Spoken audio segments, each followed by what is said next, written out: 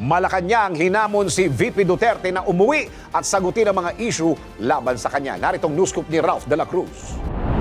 Hinamon ng Malacanang si Vice President Sara Duterte na umuwi na ng bansa upang harapin at pasinungalingan ang iba't ibang issue laban sa kanya sa Pilipinas.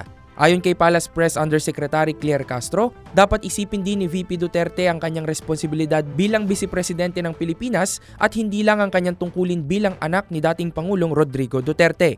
Sinabi ni Yusek Castro na bagamat katanggap-tanggap ang pagsaklolo ni VP Sara sa ama nito na nasa kustudiya ng ICC, ay huwag din sana anyang makalimutan ang kanyang tungkulin na pagsilbihan ng mga taong bumoto sa kanya. Dapat din anyang sagutin ng pangalawang Pangulo ang mga katanungan kaugnay sa paggamit ng confidential funds ng kanyang opisina matapos lumutang ang mga bagong kahinahinalang pangalan na nakatanggap ng mga pekeng resibo. Dahil dito, hinimok ng Palace official ang mga kongresista na mas paigtingin pa ang investigasyon sa paggamit ng OVP sa confidential funds dahil karapatan anya ng taong bayan na malaman kung paano ginastos ang pondo. Yan ang aking news scoop. Ako si Ralph de la Cruz. Nagbabalita ng tama, naglilingkod ng tama.